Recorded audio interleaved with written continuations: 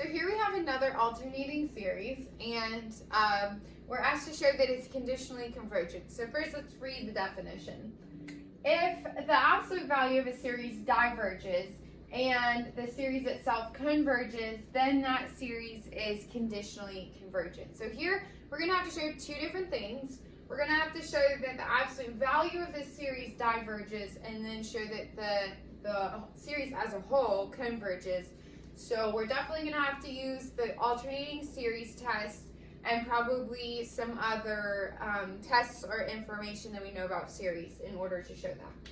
So first let's focus on the absolute value diverging. So here we've got a sub n is -1 to the n plus 1 power over n. So that makes the absolute value of a sub n just 1 over n. And now this is nice. We know this series and we know that it diverges. So we can say that the series from n equals 1 to infinity of the absolute value of n is equal to the series from n equals 1 to infinity of 1 over n, which we know diverges from a previous proof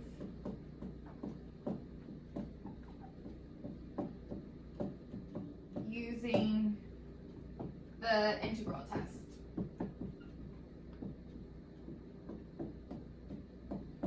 So in a previous video, we showed that this in fact does diverge using the integral test. So we don't need to show that again. We can now just state that. So now we know, I'm going to put a 1 here. We've proved the first fact that the absolute value of our series that we're looking at diverges.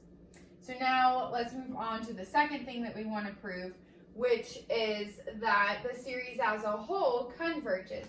And so to do that, we're going to have to use the alternating series test. And so we need to show two things for that.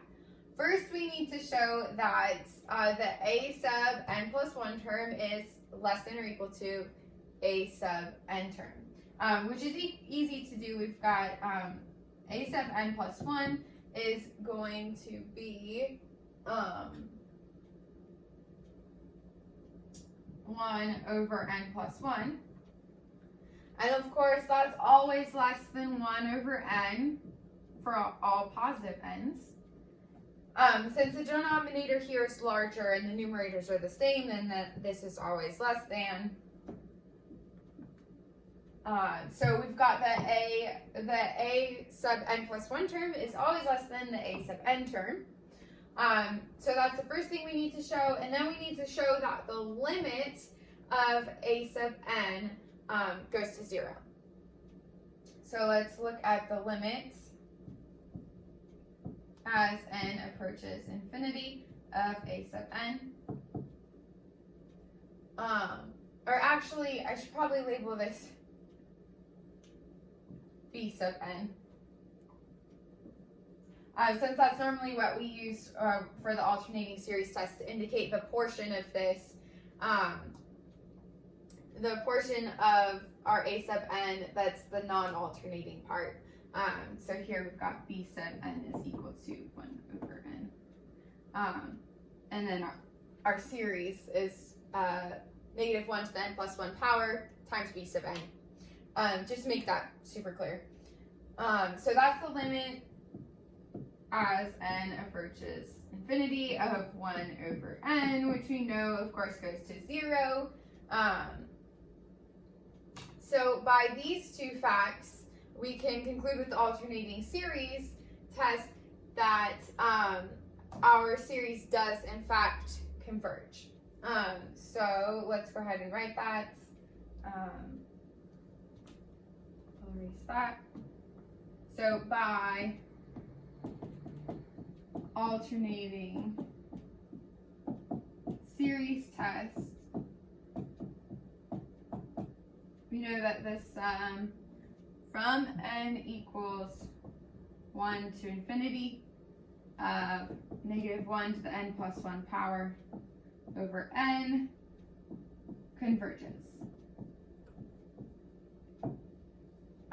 And so that is our second fact that we need. So now we've got both of the things we needed to prove. We needed to prove that the sum of our series, just a sub n, converges, and then the sum of the absolute value of our series diverges. And so I'll make my conclusion now by facts 1 and 2 and the definition.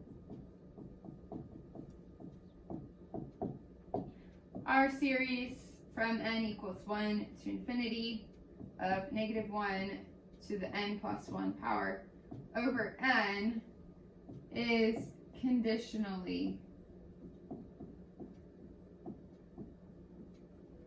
convergent. Okay, so this proving this involves quite a few things, and so we need to be careful that we don't forget about any of it. So in the definition, the definition of conditional convergence, we have that the absolute value of the series diverges and then that the series itself converges. So we need to make sure to show both those things. And usually proving that the absolute value diverges is going to maybe involve some previous knowledge or another test. For instance, here we're using our result from the integral test that this series is divergent. And then since it's always going to be alternating series that are conditionally convergent,